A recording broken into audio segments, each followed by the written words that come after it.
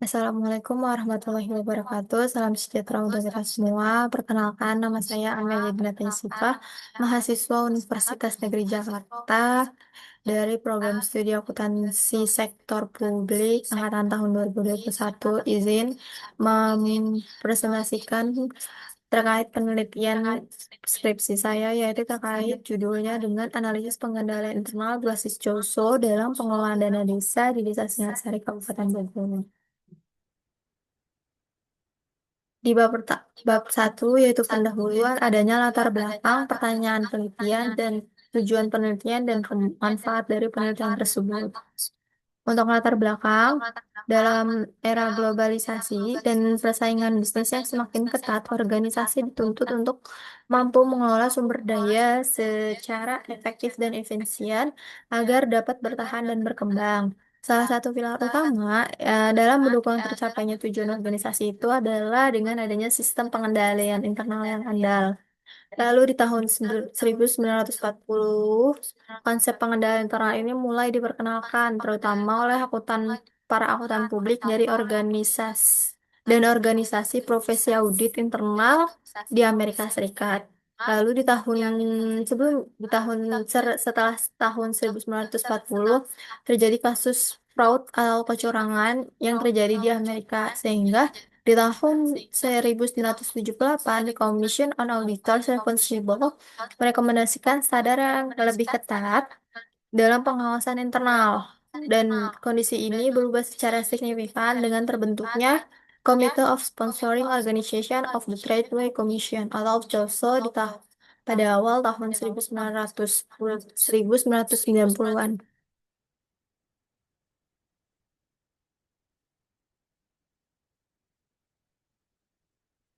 Dana desa Dana desa yang diberikan oleh pemerintah melalui APBN terdapat dalam tabel 1.1. Di situ di tahun 2021 hingga di tahun 2022 hingga tahun 2023, total desa yang ada itu fluktuatif, adanya penambahan dan adanya pengurangan. Dan anggaran pun fluktuatif dan tidak menentu berdasarkan jumlah banyaknya desa. Dikarenakan angka pemberian dana desa yang diberikan oleh APBN itu memiliki kriteria berdasarkan wilayah, kebutuhannya, dan program-program yang akan terlaksana. Lalu dengan realisasinya yang mencapai di angka 99%. Praktik yang dilakukan oleh pemerintah desa saat ini masih banyaknya kasus terkait pengelolaan dana desa. Hasil penelitian mengungkapkan bahwa meskipun dana desa ditujukan untuk meningkatkan kesejahteraan masyarakat, masih banyak kepala desa yang tersandung kasus korupsi. Eh, be- di Berdasarkan data ICW, di tahun 2022 itu terdapat 155 kasus korupsi yang terdiri dari 133 dengan dana desa dan 22 dengan penerimaan desa. Namun di tahun 2023 kasus korupsi terkait sektor desa itu masih meningkat sebanyak 12%. Terdapat 791 kasus korupsi dan dengan jumlah kerugian mencapai 162 miliar. Lalu, kasus yang terjadi di Desa Singasari itu adalah adanya panggilan kepada kepala desa untuk diperiksa oleh Polres dan Kejaksaan soal penyalahgunaan alokasi dana desa atau ADD, dana desa yaitu DD, dan 1 miliar satu desa atau Samisade. Menurut website yang ditulis oleh Hidayatullah di tahun 2023. Dengan permasalahan berikut, penelitian ini mengungkap, mengungkapkan ada 3 pertanyaan yang akan diteliti, yaitu pertama, bagaimana penerapan sistem pengendalian internal berbasis JOSO dalam pengelolaan dana desa di Desa Singasari. Terus yang kedua, itu faktor-faktor apa saja yang mendukung dan menghambat penerapan sistem pengendalian internal berbasis COSO. Dan yang ketiga, itu adalah bagaimana upaya peningkatan efektivitas sistem pengendalian internal berbasis COSO. Dengan pertanyaan penelitian tersebut, maka tujuan diadakannya ada penelitian itu adalah yang pertama itu menganalisis penerapan sistem pengendalian internal berbasis COSO. Yang kedua, mengidentifikasi faktor-faktor yang mendukung dan menghambat penerapan sistem pengendalian COSO. Dan yang ketiga itu merumuskan upaya peningkatan efektivitas sistem pengendalian internal berbasis COSO. Manfaat penelitian ini terbagi dua, yaitu manfaat teoritis, yaitu penelitian diharapkan dapat memberikan kontribusi terhadap pengembangan ilmu pengetahuan di bidang akuntansi sektor publik, khususnya terkait sistem pengendalian internal dan pengelolaan dana desa. Dan yang kedua itu manfaat praktis. Bagi pemerintah Desa Singasari, Kabupaten Bogor, penelitian ini diharapkan dapat memberikan masukan yang berharga untuk meningkatkan efektivitas sistem pengendalian internal dalam pengelolaan dana desa. Dan yang kedua itu bagi pemerintah Kabupaten Bogor, penelitian ini diharapkan dapat memberikan informasi yang berguna untuk merumuskan kebijakan dan program yang mendukung peningkatan akuntabilitas dan transparansi dalam pengelolaan dana desa. Dan yang ketiga, untuk bagi peneliti lain, penelitian ini diharapkan dapat menjadi referensi dan inspirasi dalam melakukan penelitian lebih lanjut mengenai sistem pengendalian internal dan pengelolaan dana desa. Untuk bab 2 itu terdapat subbab yaitu konsep yang diteliti telah pustaka penelitian terdahulu dan kerangka pikir. Konsep yang diteliti itu ada dua, yaitu sistem pengendalian internal dan dana desa.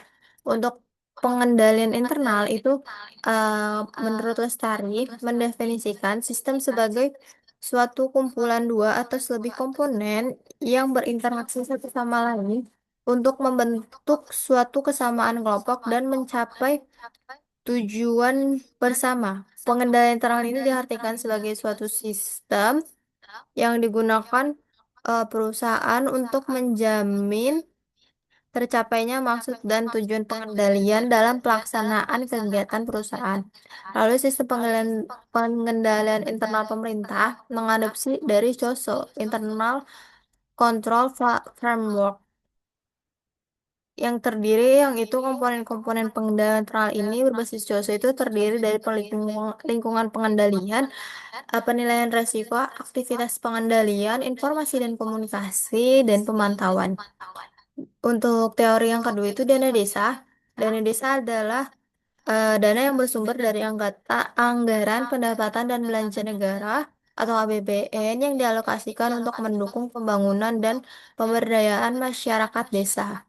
Berdasarkan Undang-Undang Nomor 6 Tahun 2014 itu tentang desa, dana desa itu bertujuan untuk meningkatkan kesejahteraan masyarakat, mengurangi kemiskinan, serta mempercepat pembangunan di wilayah perdesaan.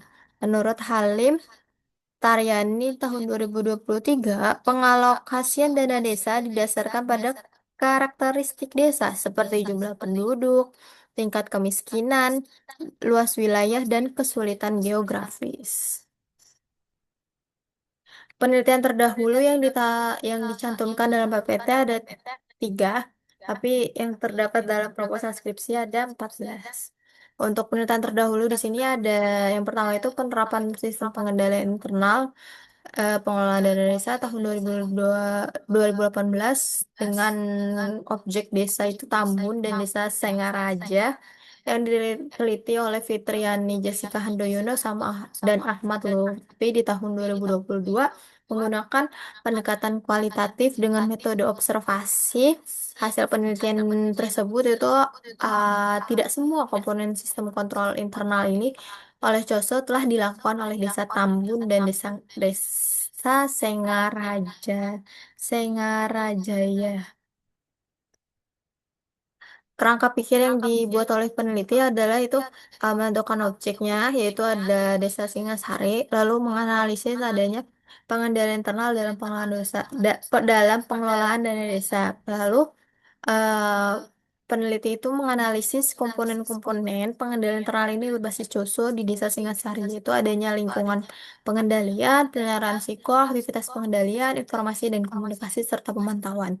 Setelah diterapkan eh, s- setelah analisis penerapan komponen-komponen masing-masing coso, maka selanjutnya itu peneliti menganalisis faktor yang mendukung dan menghambat penerapan serta memberikan rekomendasi upaya untuk meningkatkan efektivitas sistem pengendalian internal tersebut.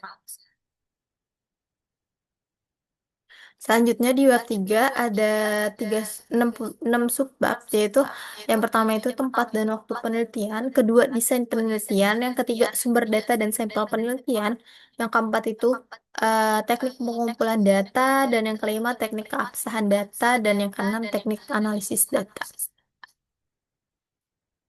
Tempat dan waktu penelitian ini dilakukan di Desa Singasari, Kabupaten Bogor, yang merupakan salah satu desa yang menerima dana desa dari pemerintah dan memiliki struktur pengelolaan dana desa yang aktif. Desa ini dipilih karena masih menghadapi berbagai tantangan dalam penerapan pengendalian internal yang efektif terhadap pengelolaan dana desa. Tujuan dari penelitian ini untuk mengetahui bagaimana penerapan pengendalian internal pada pengelolaan dana desa di Desa Singasari. Penelitian ini dilaksanakan pada April sampai dengan bulan Juli 2025 untuk memperoleh data yang komprehensif terkait pelaksanaan pengendalian internal berbasis doso dan pengelolaan dana desa.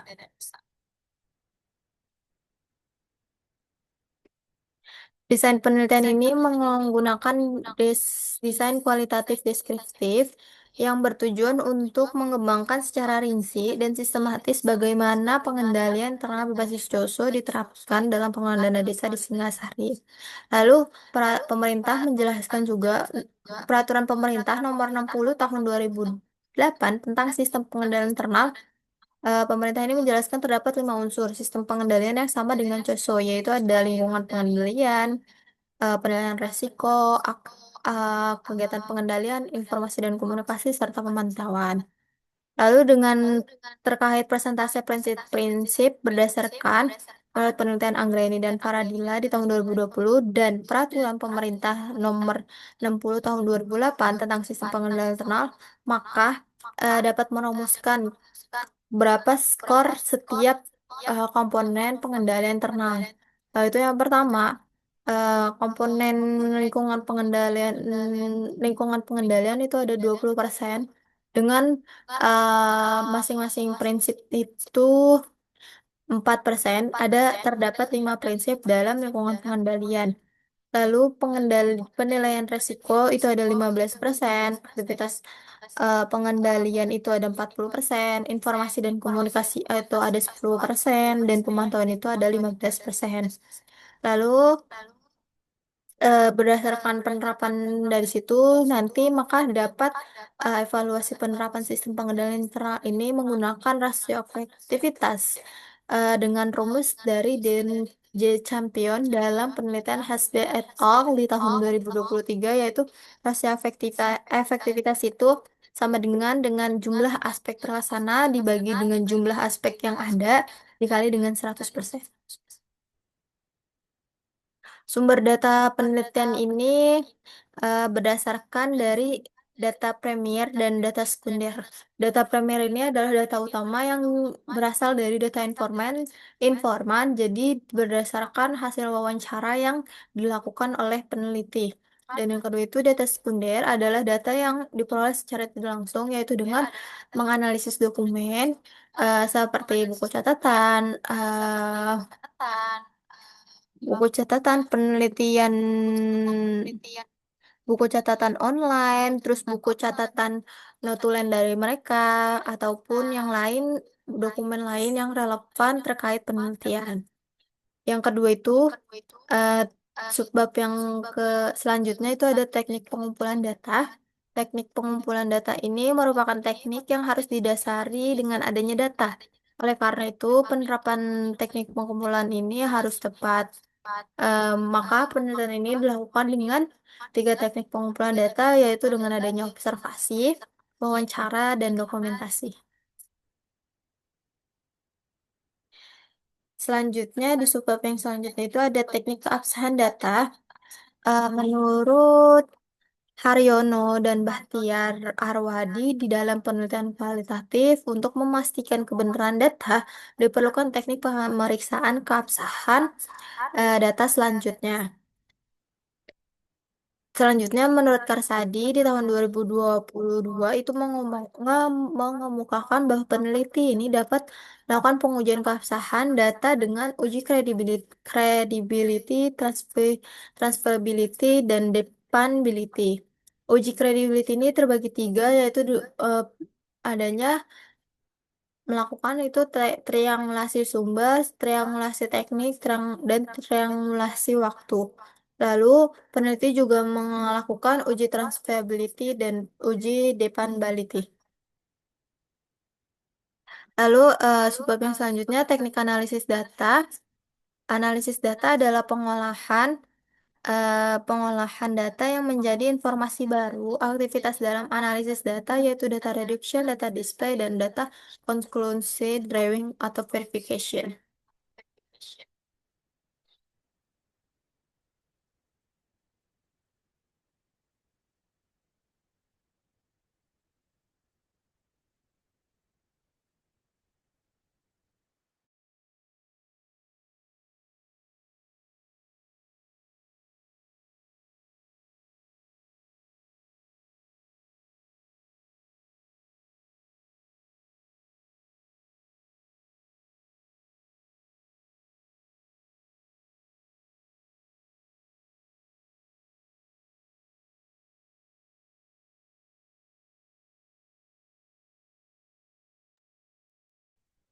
Sekian presentasi dari saya, kurang lebihnya mohon maaf. Wassalamualaikum warahmatullahi wabarakatuh.